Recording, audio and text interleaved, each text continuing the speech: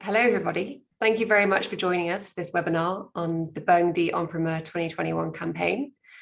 I hope you enjoy the next hour and I hope you glean something new from it. My name is Elle and I'm the Burgundy buying assistant here at Berry Brothers and Rudd.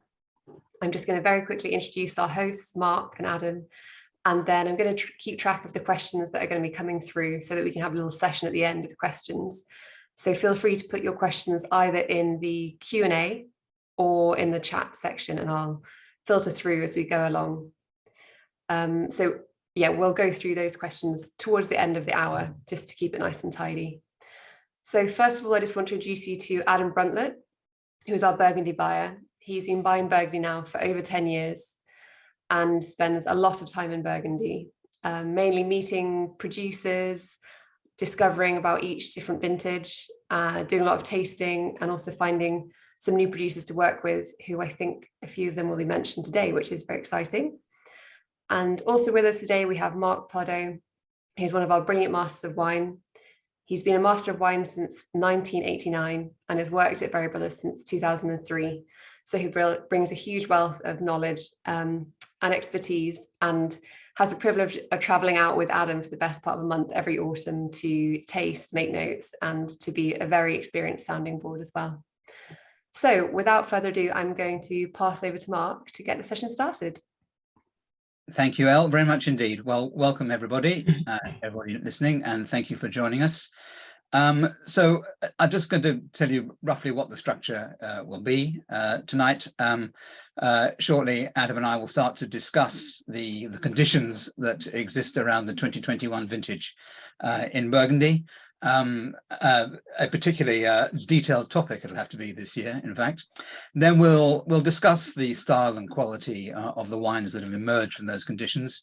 We'll spend a bit of time just trying to prod around behind the scenes, trying to give you some pointers in what we think is interesting, what are the elements of the vintage that have worked particularly well for us and certain producers.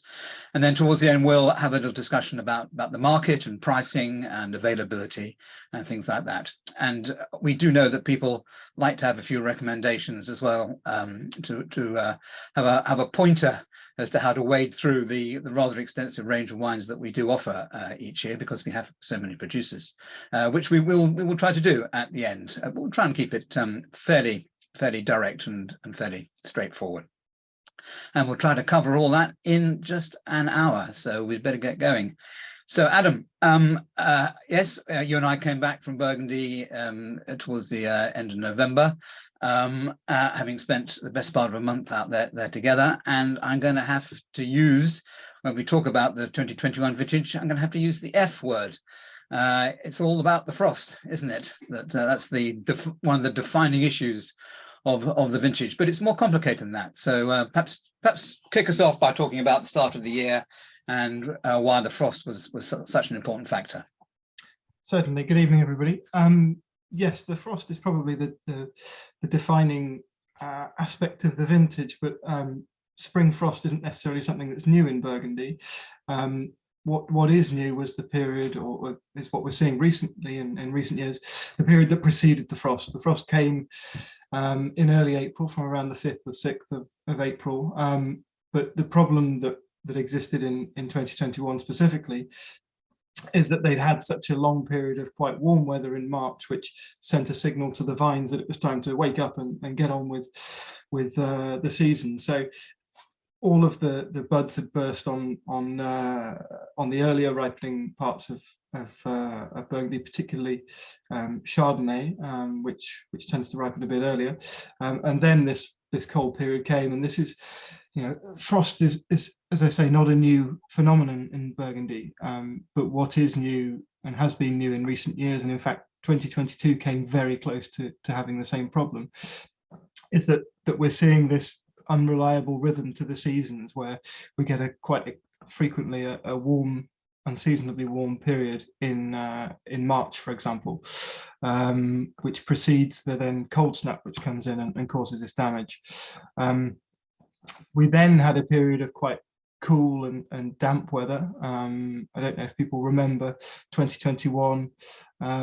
was the sort of second lockdown year, and after having had a wonderful summer in 2020 where we could all sit outside and enjoy our gardens, 21 was not quite the same. So the conditions were fairly similar in Burgundy. It was quite damp, frequent rainfall, not particularly high temperatures or much sunlight for most of the summer, although there were some reports of quite hot weather, ironically, at flowering, which also affected the crop. And that sort of persisted until towards the end of August, when we then started to get a bit of warmer weather. But obviously this damp conditions that we had during the summer led to a lot of pressure with disease. Mildew and oidium are the main diseases, both types of mildew, downy and powdery, which affect the grapes and the vines in different ways, but generally reduce the crop as a result.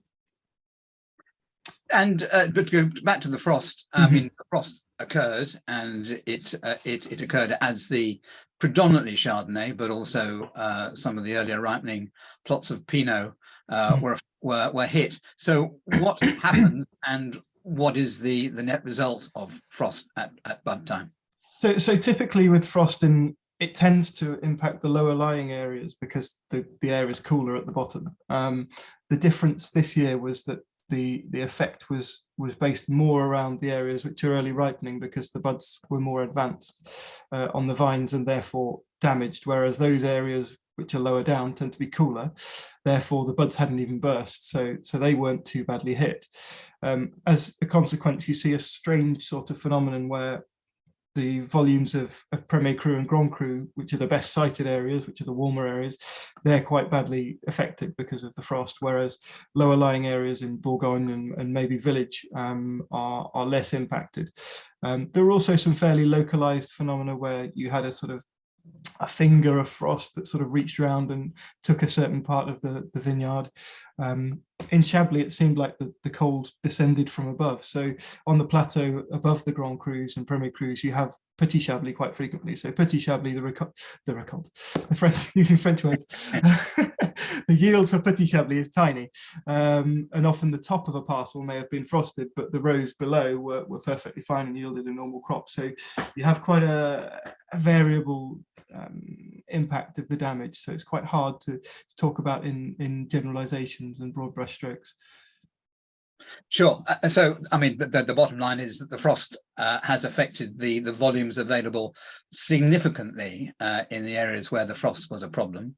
The frost was more of an issue if you just talk about the Côte d'Or rather than Chablis and Mâconnais, was more of a problem south of Beaune than north, although it did have some effect in the red wine villages.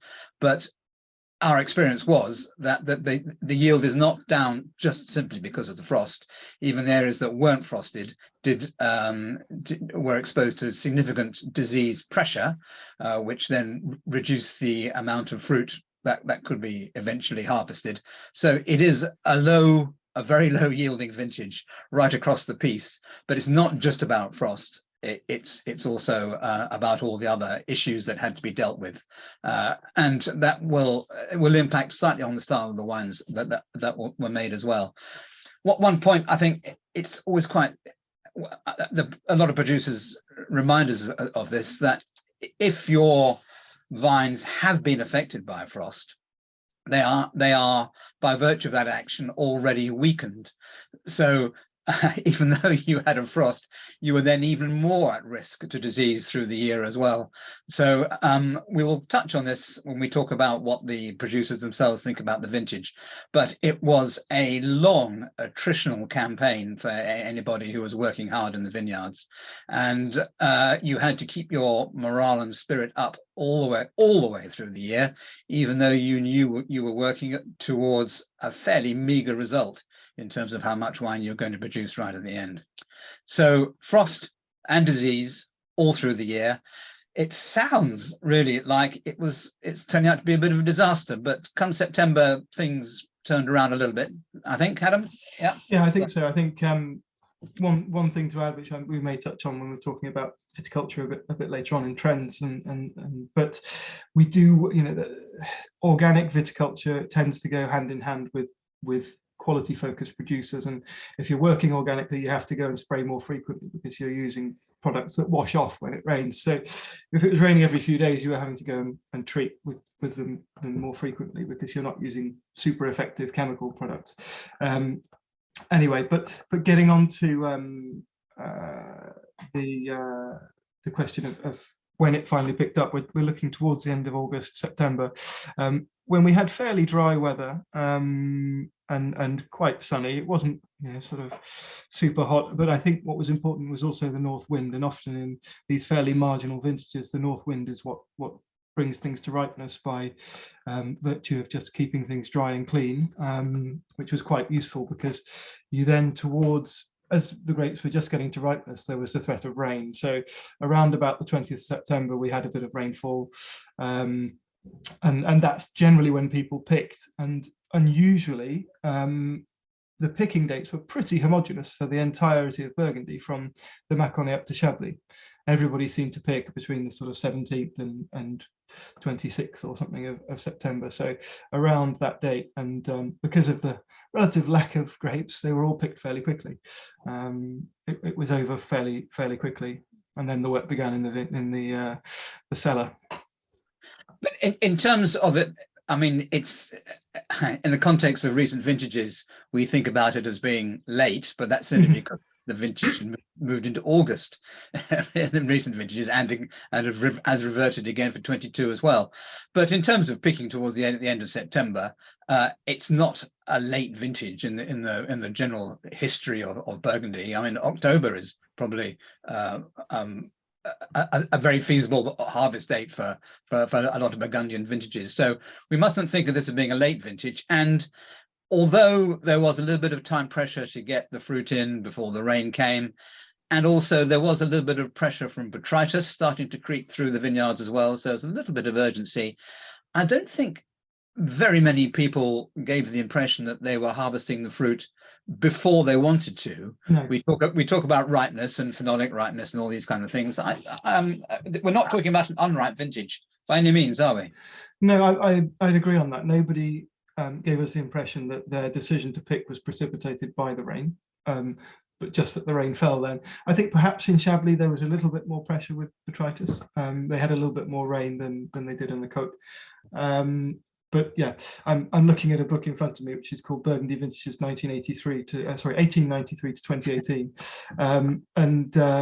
and there are a lot of vintages that were picked in October, and that wasn't the case here. So it's within the norms of where Burgundy would have been picked even 15 years ago. So it's just an exception, which I think we'll come back to again later, probably when we're talking about the style of the vintage. It's an exception to the last 5 vintages or so, but it's not really that much of an outstanding. It's not a freak in terms of when it was picked. I'd argue that the more recent vintages are the outliers, but if you look at Burgundy in the context of the past 100 years. Yeah, absolutely. And so there's a couple more words in this section. So the harvest has been picked. Some people picking very small quantities. It's not universal. Some people in the Côte de Nuits have got, strangely, a little more wine than they have in 22, which seems counterintuitive, but it's not universally disastrous in terms of volumes. Some areas did okay, but the end of a pretty trying growing season, but a harvest of ripe but not necessarily particularly concentrated fruit. Any particular challenges during the vinification?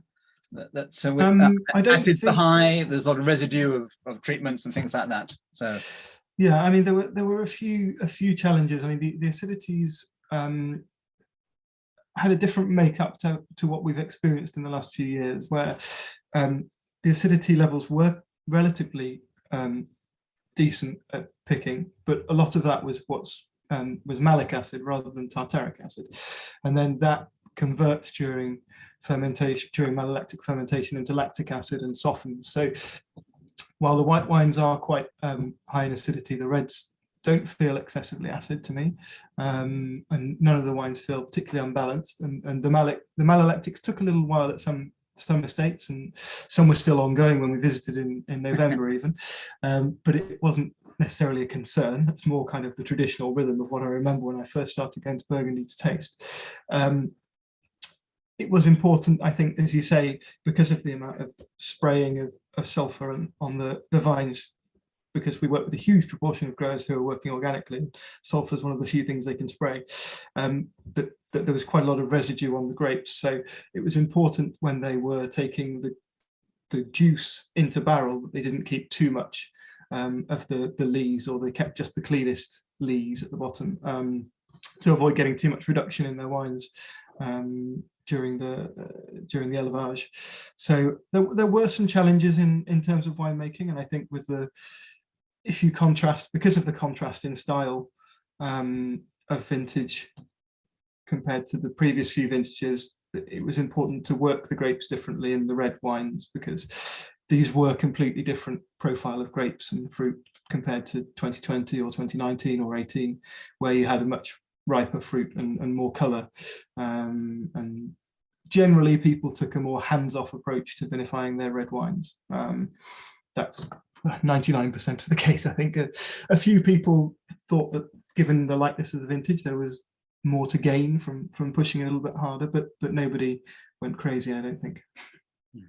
So then finally the wines got barreled down and tucked away, people put their feet up and finally had a breather after everything that had been going on. And then I was very struck by what Ben Leroux said to us. He was our first major visit when we got down there, because he has such a wide range of wines.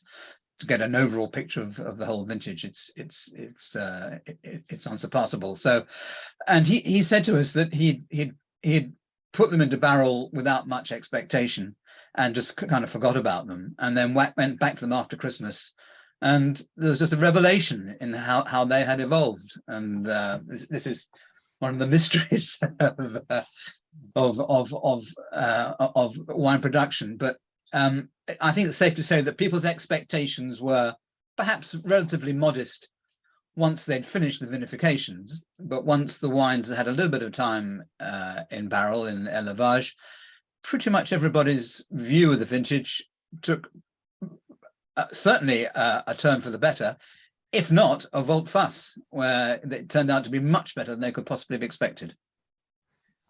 Yeah, I think so. I think obviously that try as they might, the growers probably struggled to separate the season and the conditions from the wines, and they probably were quite keen to see the back of them once they put them in barrel, because of what they'd had to go through, and the amount of sorting they'd had to do and discarding of fruit to really get the quality that they wanted.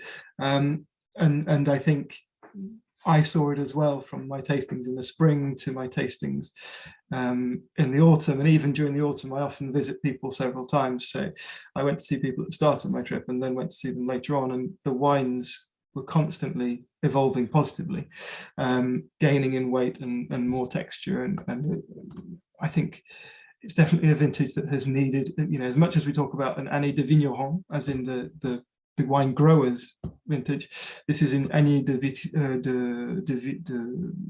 vinificateur, so a winemaker's vintage as well. So I think there were lots of different approaches in the cellar, and people took different approaches, but all of them seemed to be valid. And I think what you needed was a conviction in what you were doing to get the right results. So I don't think there's necessarily one correct approach. It just had to be the correct approach for you. Yeah, absolutely. Okay, so we've finished really talking about all the conditions that affected the vintage. We've given a few kind of teasers as to what the style of the wines is actually like, but let's talk about that in a bit more detail now. And if we can start with the whites, such as they are in terms of volume, but I mean, I'll start the ball rolling.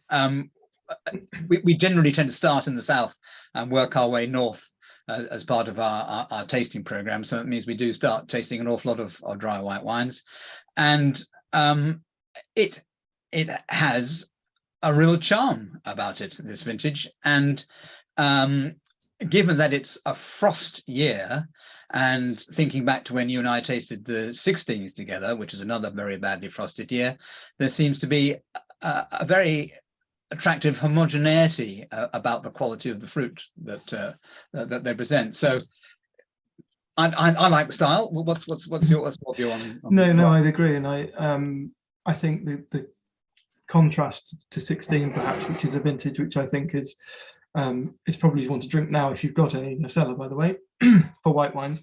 It is quite interesting, and it was something that I was sort of specifically looking for because it's my most recent reference point in terms of frost. And I think the problem you have often with frost is that it doesn't necessarily impact every vine and every bud equally.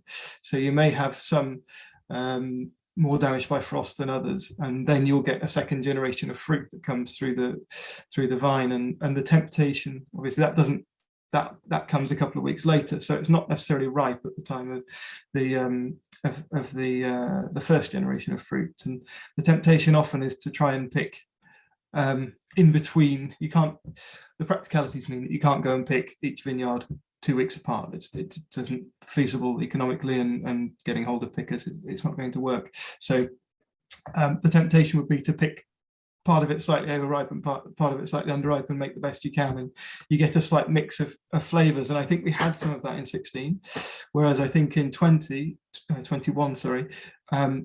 there wasn't that heterogeneous feel to the fruit. There was a coherence to the wines. There isn't a sort of sweet and sour aspect that you sometimes have in the 16s. So personally, I was very pleased. The word classic was used a lot, and it sort of covers all manner of sins. But they're good wines with fresh fruit that's on the sort of orchard citrus white stone fruit profile. There's relatively little of the sort of yellow fruit that you get with slightly overripe fruits in that mix that I mentioned.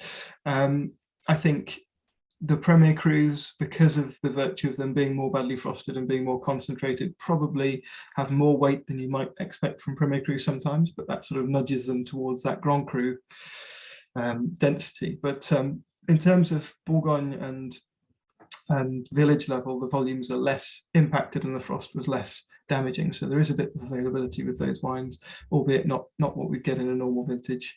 But no, there's a nice classic feel. The alcohol levels are 12.5% generally, give or take 0.5%. Acidities are very good. There's a lot to like about the white wines from Chablis to the Mâconnais.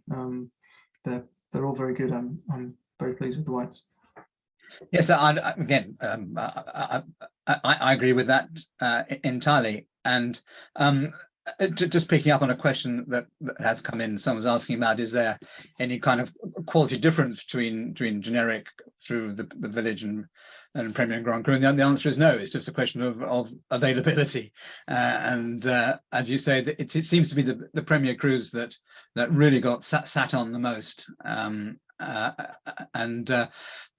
But the curious, I had to call it a benefit because of there's so little wine, but it has given these wines real concentration. The yields are so tiny that I'm not sure the whites are built for long-term cellarage. I think the fruit is probably a little bit too much on the fruit end rather than the mineral end to encourage that. But it's not to say they're not going to age well. The vintage that we think will age very well for whites is 2020, and we made a point of saying so last year. I think the 21s will come around before the 20s, but this is a good vintage for whites if you can find any. Yeah, I think we'll probably touch on it with market conditions, but there is a huge demand for white Burgundy, and in terms of our stocks, it's it's already quite hard to keep up with demand before we had 21. So we're trying to do our best to source new suppliers, but there's a limit to what we can do, and the difficulty will be getting hold of white wines particularly. Okay, and just in terms of the spectrum, Chablis against the Côte de Beaune in terms of quality. That's a good question. Do you have any thoughts from our trip up to Chablis? Yeah, well, I was really impressed by the quality of Chablis. I was expecting Chablis is an appellation that can be very bony when things aren't quite right, and the acidity does really show through. It was just a day we had, so we didn't see all our producers, but the half a dozen or so that we did visit. There was a tremendous variety of styles that we looked at, but all of them seem to have made their wines very intuitively. And I think there's a thing about 21. They are utterly immediate and charming. The fruit is fantastic, but it's not at the expense of simplicity on the palate. I'm not saying these are dense, complex wines, but they just give a bit more than maybe the aromatics were expecting. Every time I tasted, there was a little extra sort of little bounce of concentration at the finish that surprised me. So I think Chablis is a really, really delicious vintage. Yeah, no, I am a big believer in Chablis and have been, but I've been banging the drum for a long time, and probably a bit too much because there's a huge demand now. So they remain very good value in contrast to the Côte de Beaune, because they, while prices may have increased in Chablis as well, they haven't necessarily kept pace with the big names of Pouligny and Marceau and Chassagne. So no, it's if you can get hold of some Chablis 21, I would recommend doing so. Okay, well, let's get stuck into the reds, which is where there is a bit more availability in some parts of the Côte. We are going to break it down in a moment to talking about the Côte de Beaune reds and the Côte de Nuits reds, because I think there is a distinction to be made between the two. But just in general, Adam, what are your overall thoughts about the red vintage? So I mean, when I first went to Burgundy to start tasting the 21s, it would have been in the spring of this year, and the reputation of the vintage has always been strong for the whites, and the reds were less good. But actually, I think as I tasted through, I became more excited by the reds than I had been initially. I ended up coming away. One of my later visits was going to see Dominique Lafont. He said, "What do you think of the wines?" And I said, "I really like them." And he said, "I love them." And I think what I really enjoy about the wines is their aromatic character. They're very floral, perfumed wines. They're really balanced wines. There's nothing that's sort of in excess. They're not too acidic. They're not. The tannins are quite sort of sweet and modest. I think potentially because of the way that people have made the wines, which has been very sensible in not pushing too hard and trying to extract structure when there isn't necessarily much positive to extract. The alcohol levels, I mean, we've not touched on it, but the alcohol levels were finished up around 12.5, 13, essentially 13.5. Most people would have chaptalized their wines, which is not a dirty thing to do, but by no more than about 0.5 degree, just to sort of prolong the fermentations generally. For me, it's a really nice contrast to the last run of vintages, which have perhaps been a bit more atypical for Burgundy. They're the wines that I really like. They're sort of wines that you can sit and just enjoy on their own, particularly the reds. I don't think they're necessarily wines that are so structured that you need food with them or you're going to have to wait a long time. They've got an immediate charm, but I think that balance means that they're going to age reasonably serenely without necessarily closing down for any great period of time. So I'm very positive about the reds within the context of what we have as a vintage, which is never going to be the vintage of the century. Yeah, I can remember at the early starts of our tasting the reds together that 2 or 3 times I would have to make a rain check and to look at you across the table and just make sure I was tasting correctly, because as you say, the reputation of the reds was pretty feeble, and we were expecting to taste a lot of pretty skinny scraped wines, and I was tasting it and I think I really like this. this is really nice. And Adam, what do you reckon to this? Am I misreading this? This seems to be just what I love in Pinot Noir. There's purity, there's fragrance, there's delicacy, there's freshness, and I mean, I think there's a caveat to be made that this is not a universally successful vintage right across the board, and as a business, we are privileged to work with a lot of people who know their game very well and very rarely make a misstep. So we've probably been tasting, sort of across the higher percentage of successful wines, but nevertheless, where the reds are good, they are at simplest delicious, and as you go up the scale, they become more and more engaging. And we asked ourselves a question across a Lake Steak and Chips one night, I think, and said, are we going to taste great wines in 2021? And I would think some of at a rarefied level, there are some reds in 2021 that are just nudging towards being very well great. They're certainly very, very, very good indeed, and there is complexity at the top level. But when we talk about complexity, maybe this is the chance to maybe break it into two a bit and talk about the reds of the Côte de Beaune, and then we can go in a bit of detail about the Côte de Nuits. But the reds of the Côte de Beaune are different animals of the Côte de Nuits, I think, in this vintage, aren't they, by and large?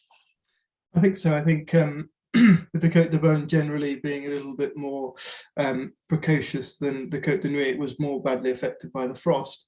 I think generally the reds have been successful, but I think in the Côte de Beaune they tend to be on the lighter side of the spectrum of what you get in 21. Although I think there's some good wines in the best sites in Volnay and Pommard, and I think the best people have still made very good wines in those sites. They'll generally drink earlier than the Côte de Nuits wines for sure. But I like their approachability and finesse. But there's definitely a slight step between the Côte de Beaune and the Côte de Nuits. Yeah, I'd agree with the distinction that I think the top sites of the Côte de Beaune have done very well. I found all the silkiness and discretion that I look for in good Volnay, for example, and I think it's helped Pommard to a degree. It's made the wines maybe a little more open, a little less chunky than perhaps they can be. There's some lovely wines again from the top sites in Pommard as well. It's a caveat, I think, that in some addresses the volumes are quite small, so some people have taken the decision to blend their cuvées together to give them a workable volume that they can actually they can do a proper élevage on. So not everybody has made everything that they would normally do within the range, and so you're going to get some sort of one-off cuvées this year that are blends of all different bits and pieces, which makes it a little bit complicated. As dispassionately as I can, I would just like to say that I think at the lower end in the Côte de Beaune, you start to get some wines that are charming and pretty, but pretty simple. I think they're wines that will drink nicely young, and I think there'll be wines that you and I will be keeping our eyes open for in a restaurant wine list, because it'll provide pretty immediate, pretty simple, but rewarding, honest drinking. But I don't think at lesser village level these are not really wines that are going to make old bones. And some addresses will have made wines that will be a little bit skinny, may not have enough flesh. I think the flesh is what was difficult to achieve unless you got a vineyard from a top site in this vintage. That said, there are a number of occasions where we were tasting at an address where I was expecting the wines to be on the skinnier side, and I was very surprised and how complete the wines came across. And yet again, it's an endorsement of what you're saying. This is a vintage for the winemaker just as much as it is the vigneron. How you handle the fruit that you did get was absolutely critical to the end result that you got. But in terms of what a lot of people are tuning in for as to should I lay any of these wines down, I think the top Premier Crus of Pommard and Volnay certainly will be delicious after 4, 5, 6 years. But there will be some wines that you'll need to be drinking within a year of them arriving. And but they'll last. They've got freshness. They've got acidity. This question what you're keeping them for, I think. Have I been too tough on them, Adam? I think a little bit. It's very hard to generalize, and some people with fairly humble appellation have managed through virtue, and I would urge people to read as much as they can through the huge price list about how people came out, but some people through virtue of pruning late or using some frost protection methods which I should have discussed a bit more during the mention of frost. The measures were not particularly effective, generally speaking, but some of them seem to have come out with good yields, and that can be the only explanation, that they put lots of candles in the vineyards. But some people with modest appellation have managed to make really nice wines, and have made 35 hectolitres per hectare in their reds, which is pretty good for when the maximum for Pinot is sort of 45, 50. It's pretty good for the vintage. So I think some people have managed to do very well out of it. And you're talking more about the Côte de Nuits than the Côte de Beaune in terms of those yields. Some in the Côte, there are some in the Côte. Denis Carré have made that on all of theirs. Yeah, so the Oak Côte, up in the Oak Côte, but also down in Pommard and Beaune. And David Coy in Beaune, for example, has made more. Beaune seemed to escape quite well. Beaune seemed to be relatively less damaged by the frost, which is strange because it's an early ripening area, but there you go.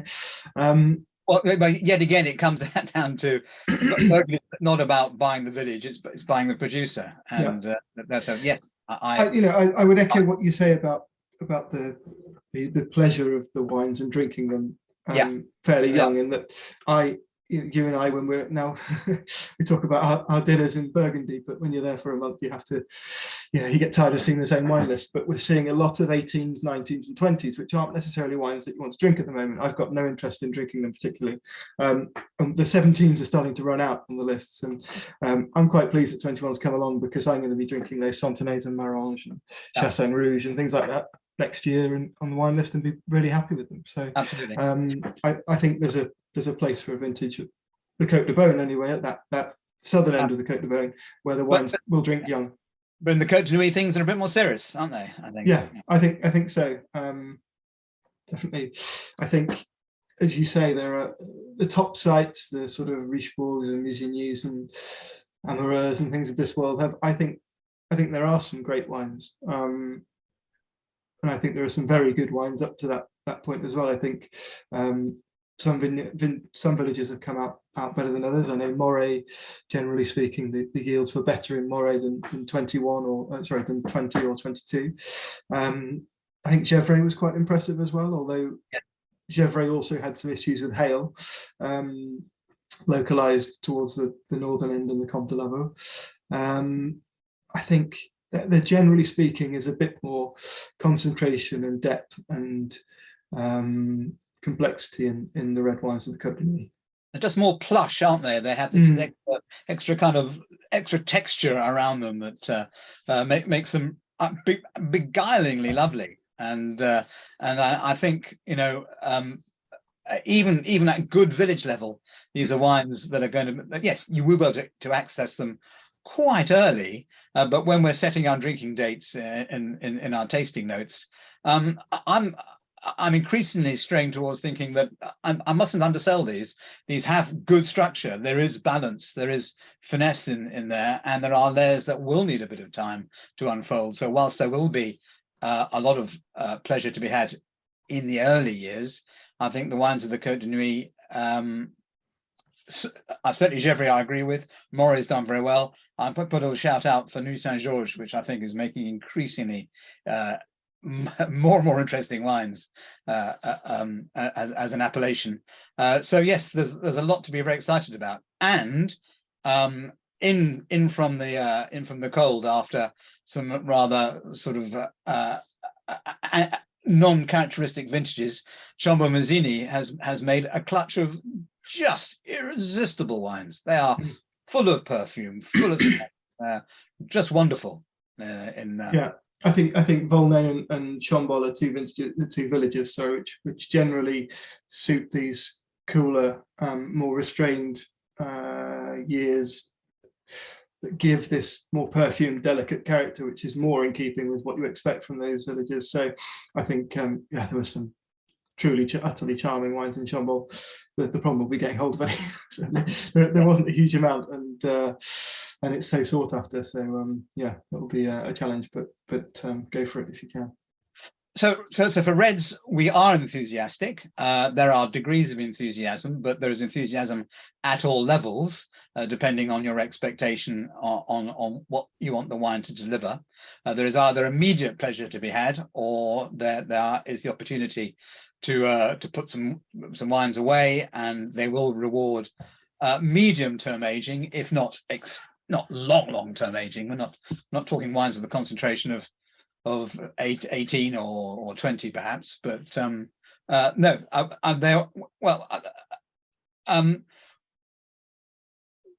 we love the vintage, don't we? I mean, I got noted to say, what do we think of the vintage?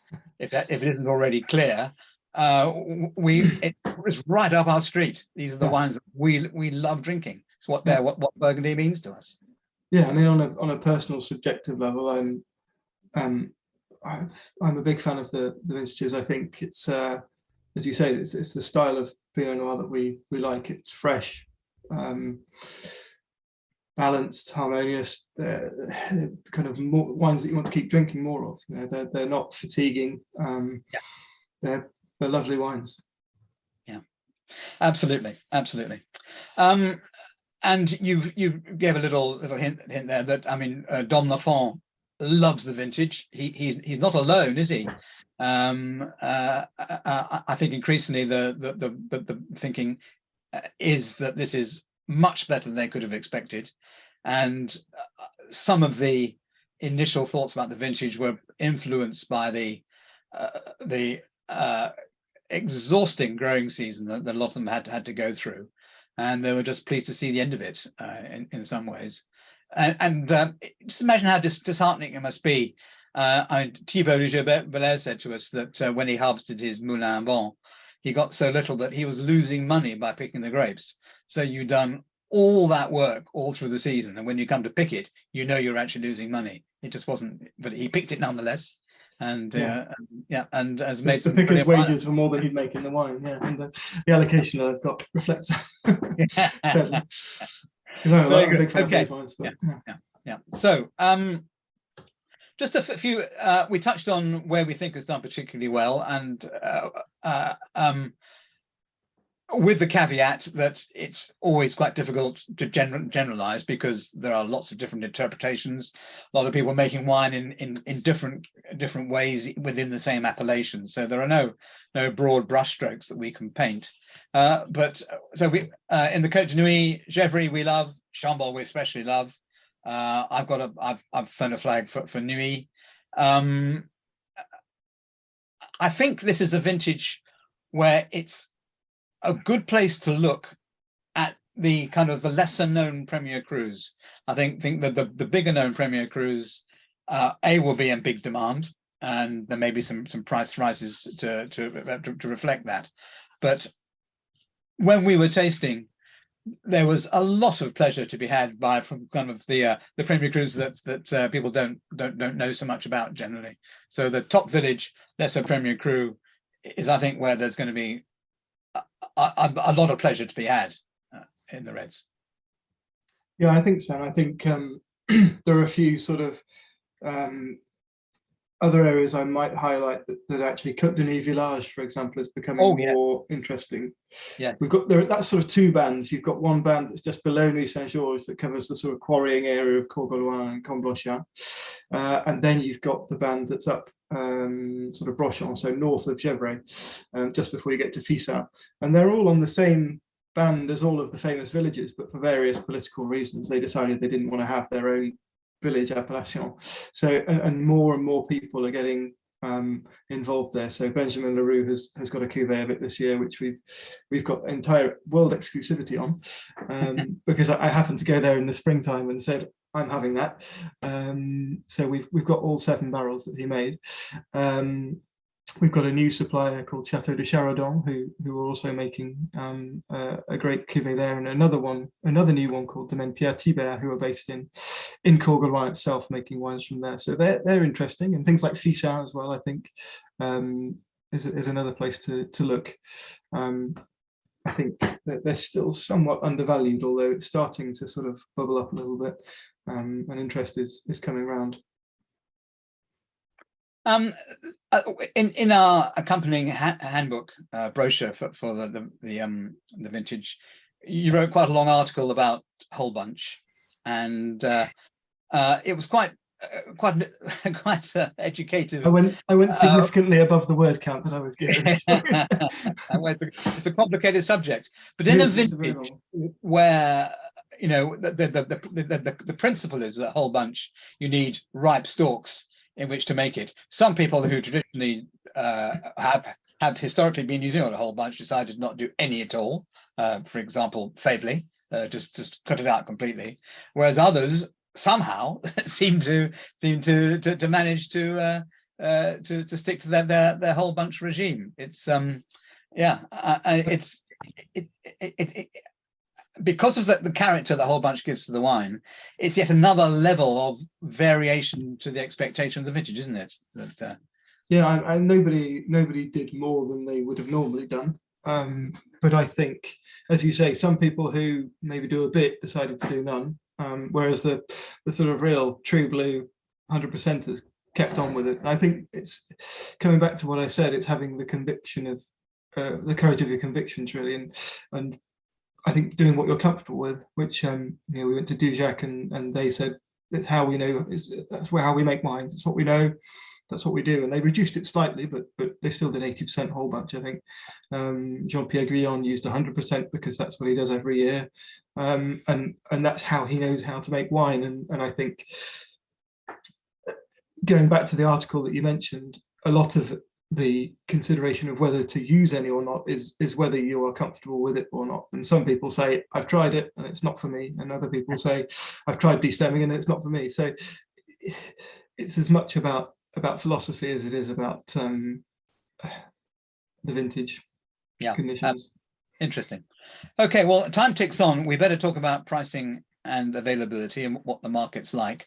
I mean, when I was out with you, not a lot of conversations were about price. It was about tasting the wine and making our views. So I've been a little remote from it since I got back, but I know that you and Elle have been up to your eyeballs in discussions about pricing with suppliers, because it's a difficult vintage to know what to do. I mean, they're all farmers. They have to live off an income from their crop.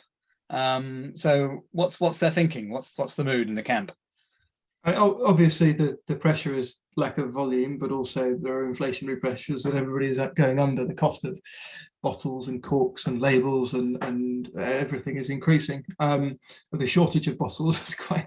Every domain in Burgundy has a huge stack of bottles outside because they're sort of panic buying bottles because the factories are based in Ukraine and there's a huge shortage of glass. So it's the price of corks, everything is increasing. I mean, they're fairly small amounts compared to the price of a Grand Cru, but it all adds up, and at the lesser end it makes up a larger proportion of your wine. Generally, there are a few people who haven't moved their price, but obviously we're not in the best position in terms of sterling, so that has another impact. But generally speaking, that the sort of more modest end people are increasing by sort of 10%.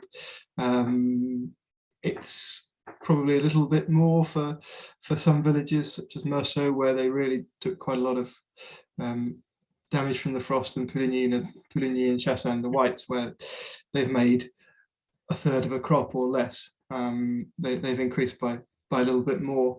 And there are some people who are sort of repositioning, as they say, and perhaps not necessarily for reasons of a short crop, have increased their prices even beyond that. So sadly, we're in a market where there's huge demand and very low supply, and the ball is in the court really of the growers. It's just a question of whether this is sustainable or not. But yeah, as things stand, there's still a huge demand even at the prices that are being asked at the moment. So yeah, it keeps going. Hopefully there'll be a bit of respite next year, but I don't anticipate prices going down. No. I mean, just a few words on 22, because what happened in 22 is germane to people's attitudes to what they're doing on 21. So 22 is not huge, is it? But at least it's consistent. No, it's not huge. No one's made above the general permitted yield or quite hit it, I don't think, really. For whites, that means sort of around 50 hectolitres per hectare, and red's probably about 45. So it's a good vintage that everyone will be delighted making every year, volume-wise. But it is not a big vintage, so it's not going to create a huge glut of wine on the market. But it will at least give some breathing space, hopefully. Yeah, and I think it's just worth saying in the Burgundian defence that because the wines from Burgundy are released after a full winter, I mean a good the commercial discussion doesn't happen until the next vintage is in the cellar. So unlike drawing a comparison with Bordeaux, where the market reacts to the vintage because it's the only vintage that's in the cellar, and therefore prices tend to react to the availability of the vintage just gone, there is usually a more marked sense of pragmatism about price rises. And I think it's probably fair to say that had a lot of Burgundians decided on their pricing before they knew what was going to happen in 22, the price rises would have been even higher because they would have had to react simply to there being no wine around, and they need to make up that shortfall somehow. But with the reassurance of a more successful vintage in the bank before they came to talking about their pricing, it's probably moderated the increases a little more than it would have done than if it was just treated as a standalone vintage. But within that, as you say, Adam, there are other market forces at work, and some domains are absolutely starting to reposition themselves as more luxury goods than agricultural products. And so, yes, those I think prices so. are I mean, in line with world demand. At the same time, I would caveat that I think the overall quality of wine being made in Burgundy has probably never been as high as it is today. And I think talking to growers like Arnaud Morte, I think had this vintage come around 15 years ago, it would not have been anywhere near as good as it is now, because I think even in that period of time, there have been such improvements in viticulture and and vinification in terms of being prepared to sacrifice quite a lot of your crop, whether that's green harvesting, pruning short to make sure you get a very small crop, and you're making quality rather than quantity, and then sorting and being prepared to throw away 10% of the fruit that comes into the winery on the sorting table. That's an investment in a way, and also people like Jean-Pierre Guyon, he has 25 people on the sorting table, and paying them to do that work costs him 200,000 euros every year. So it's a huge investment in labor and in material and equipment. We have a huge number of growers converting to organic viticulture as well, which means you have to go into the vineyards far more often, and you have to work much harder in terms of looking after your vines to make sure that you remove leaves from around the fruit to stop the disease spreading to the fruit from the leaves, for example. And it's all very manual. I think people, if they went to Burgundy and looked at how the work is done, it's all manual with a pick and a hoe and a trowel. It's not there's very little that's actually mechanized, apart from sort of the spraying and occasional ploughing. So I think, you know, labour costs, everybody is having problems sourcing people to work for them. I think there are realities, but I think that, you know, some of these increases aren't necessarily grounded in those realities, but a lot of them are. So that's where we are. Absolutely. Okay. Well, people do like us to recommend a couple of things at the end, just to load their gun. So I'll kick off if I may.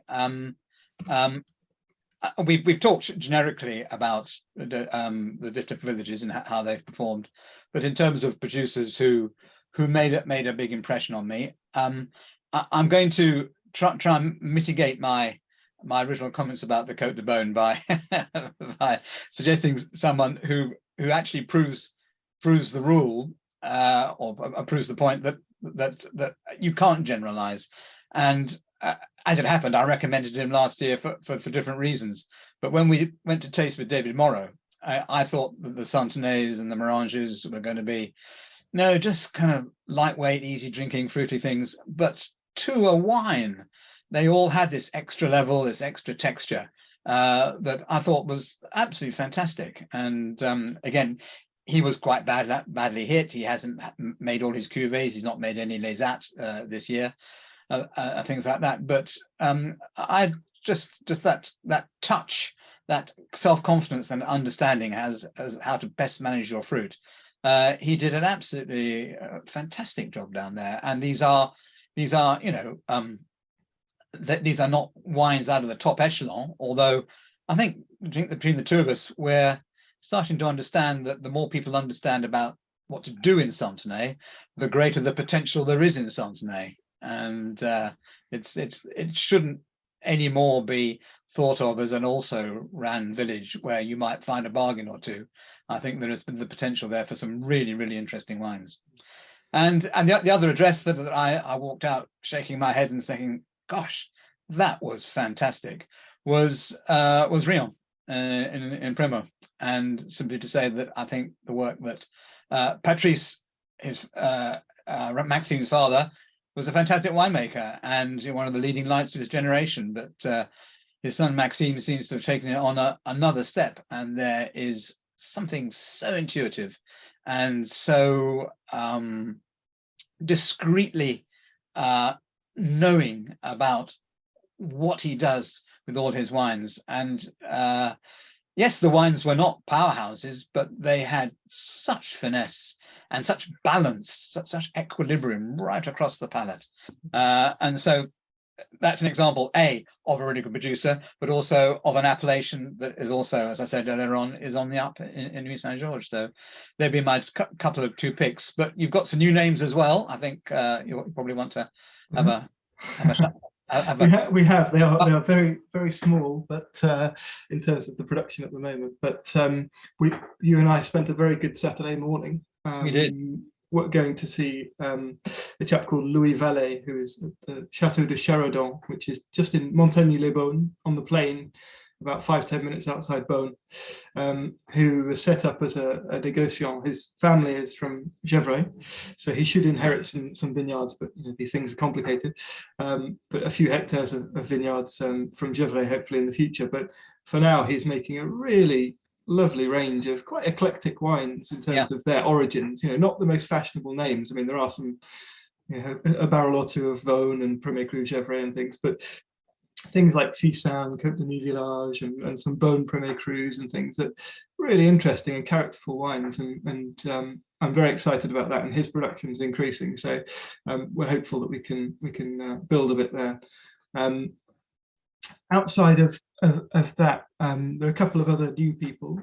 Pierre Thibert, I mentioned in Courgoloin, which was one of those. It's one of those villages you pass on the way up to Nuits Saint-Georges, which is all about quarrying, and all the local wine used to be. The legend is that it used to be drunk in the roadside cafes back in the day, so they weren't bothered about having any kind of recognition for their village. But he's got some vineyards in Beaune as well, in Nuits Saint-Georges, and they're really interesting wines. I think they're characterful, quite pretty wines, and Arthur, who's the the son who's making the wine now is a great vigneron. I think very in touch with his vines. I think I'm sort of trying not to recommend too many whites because there's so little of them that I think that there's probably more scope for people to pick up interesting things in red. And I think I really enjoyed another area that we often recommend as being one to look at is Marsanne, and I think Laurent Fournier made some quite good yields actually this year, so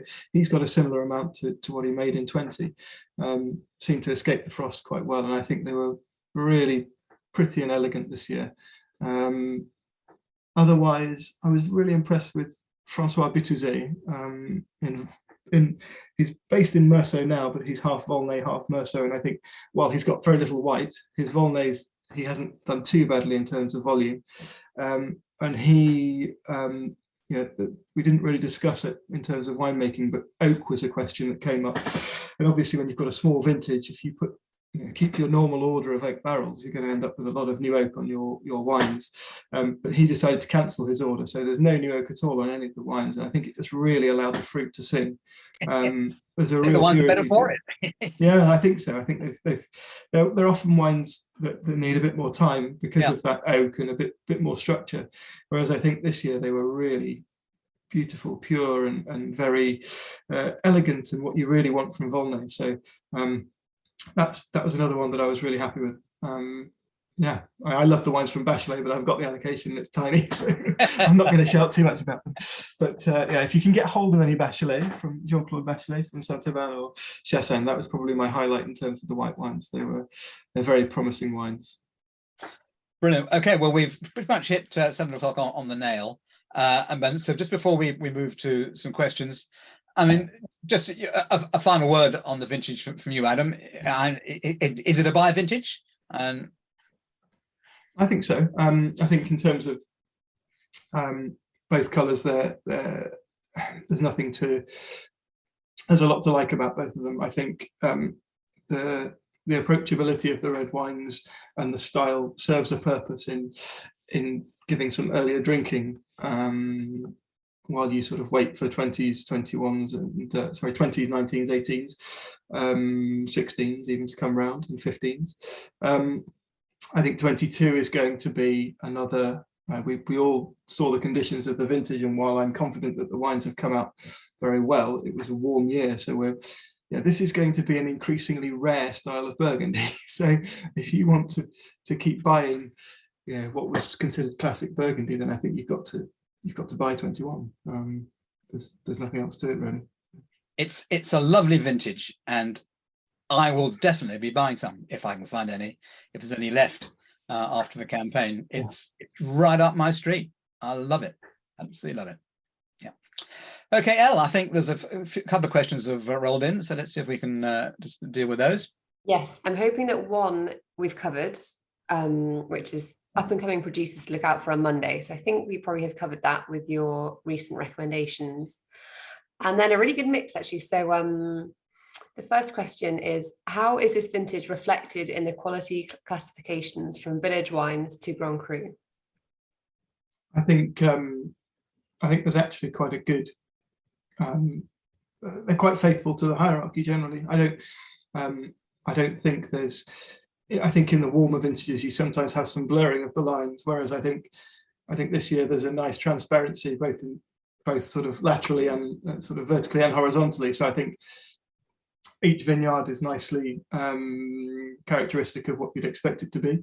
And then I think the quality level from Bourgogne to village, there's a real up to Premier Cru and Grand Cru, there is a clear sort of hierarchy. So I think it's pretty even in that sense, Mark. But it said that the Bourgognes are not weak at all, are they? The whites are very good, and there's lots of really, really delicious Bourgogne Rouge out there as well. So I agree, the hierarchy is very distinct, and it is, as Adam says, one of those vintages where the individual characteristic of each individual terroir is very easy to read. So yeah, I think it's a proper endorsement of the Burgundian hierarchy. Great, thank you. So the next question is about pricing. Is the price increase for middle of the road named Côte de Beaune whites worth it this year? Or are you better just buying some more 2020 to drink in 5 years' time? Reading all your campaign literature, the answer seems like it might be no. I do think I would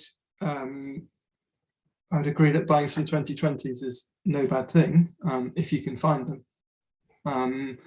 I think there's sadly, knowing our stocks and generally speaking to other people in the trade, there's not going to be a huge amount of 2020 on the market because we haven't had a big white Burgundy vintage really since 2018, and the Côte de Beaune suffered a lot of hail and frost and various issues at the start of the previous decade. So generally there's a very small amount available. The other thing is that I don't particularly see prices coming down in the future, so I don't see why you wouldn't buy white Burgundy this year, because it's not going to be any cheaper in 22. So I think there's a good reason to buy it. I think it's a different style. It's a contrasting style to 2020. Very much so. But I don't know your thoughts, Mark. Well, I'd buy both. Yeah. Yes, if you can go back into 2020, I mean that really is a Van de Garde vintage. It really does. It will need to be kept. But the style of 2021 is so different. It is so aromatic, so charming, so refreshing. The 2020 and 21 they are really chalk and cheese, and they're different horses for different courses. And I don't think, luckily, you need to buy a lot of 21 whites, but that'll be defined by the market anyway. You wouldn't need to go as long as maybe you would in 20, because they are going to be drinking on earlier than the 20 whites. But there's room for both, absolutely. And Adam makes a very cogent point. There's only one direction for Burgundian prices at the moment, and so yeah, even though there's not much around, it still makes sense to buy it. Yeah, one other point I would say, when the example there was village wines from the Côte de Beaune of Meursault and Pouligny and Chassagne. I would advise that people look at wines from the Mâconnais, particularly Puy-Fouissé and Saint-Véran, from Montagny, in the Côte Chalonnaise, in Chablis, if you can get hold of some. I think value for money wise, you're probably better off in those areas. I think, like it or not, there are market forces at play, and Meursault, Pouligny and Chassagne carry a certain expectation, and the prices are slightly fueled by the bulk market, and I think they're increasing as a result of that. But even looking at Océ-Duresse or Saint-Romain, Saint-Aubin is starting to get expensive as well. But I think there are still areas that can be found, and I would advise people to have an open mind about white wines from outside of those villages, because there is a premium paid for the name, and I think if you're open-minded about having something from a little bit further south or just up the valley, then I think you're going to be happy. That's a very good point, and it should have occurred to me earlier on. No, definitely. I mean, Puy-Fouissé, absolutely. But Montagny also. I mean, yeah, for the pleasure that these wines give compared to their price, they're star performers. And I should have remembered, because I wrote an article about it in the same magazine as you did your whole bunch. Okay, thank you. And last question is kind of more general about drinking windows. So I've always wondered how you determine whether a vintage is aged and is now ready to drink. Do you have a set of bottles and crack one open each year to see how it is maturing, so you can say now it's good, or is it based on the tasting every year when you go out to taste the vintage? So our initial drinking windows that we give are based on the tasting that we do from barrel.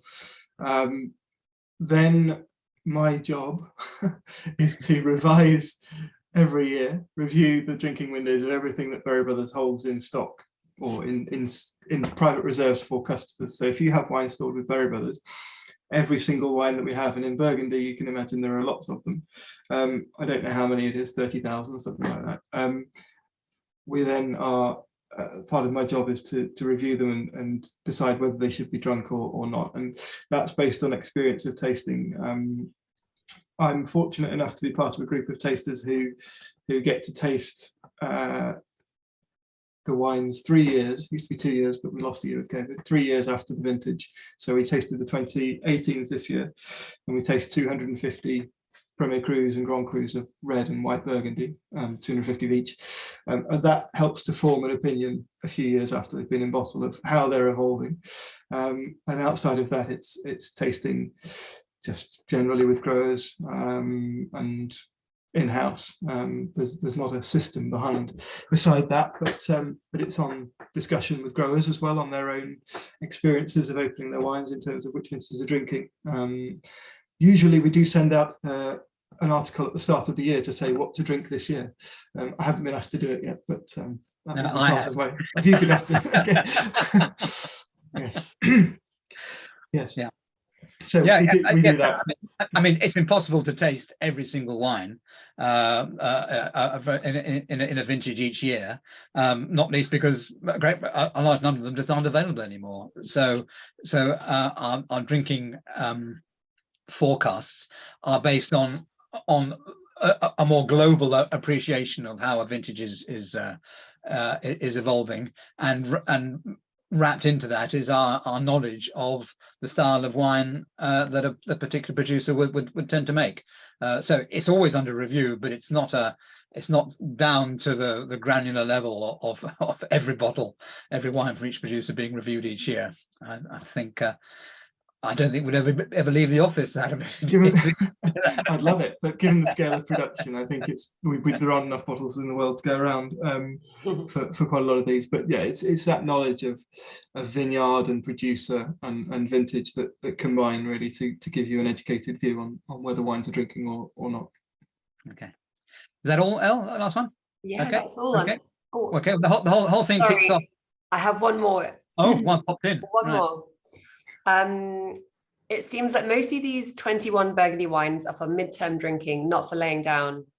Shouldn't that be reflected in their pricing?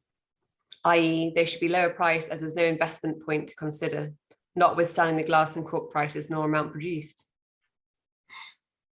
Adam? It's an interesting question. What I would counter it with is that that the logic that applies perhaps to Bordeaux doesn't always apply to Burgundy.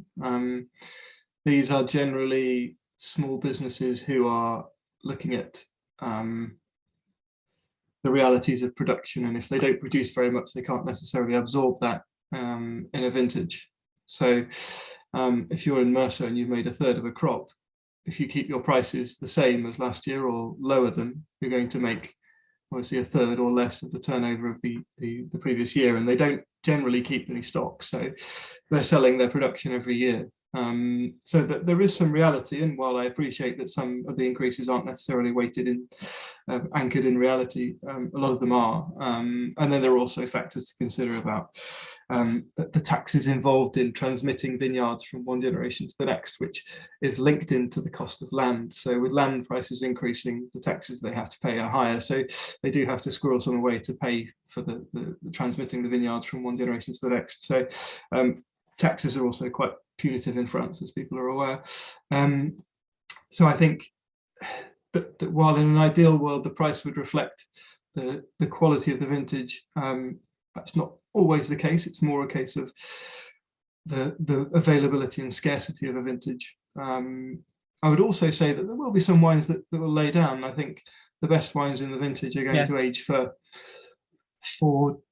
a couple of decades. I think we can be looking to probably 2045 for the very best wines, and I think even for good Premier Crus, you've got a decade or so at least of time before you need to be drinking up. I don't know what you think, Mark. Yes, I mean, I think there are investment opportunities in the vintage, just as in any Burgundian vintage. It exists in the higher Premier Crus and the Grand Crus.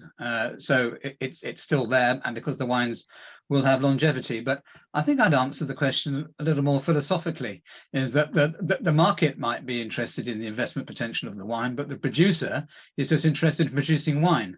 That they don't with a few exceptions, most of these people they are farmers and grape growers, and they are producing a product from which they need to earn a living, and the fact that the market adopts these products and turns them into investment vehicles isn't necessarily part of that individual producer's pricing calculations. And many of them are quite uncomfortable with their agricultural product being adopted as an investment vehicle. So it's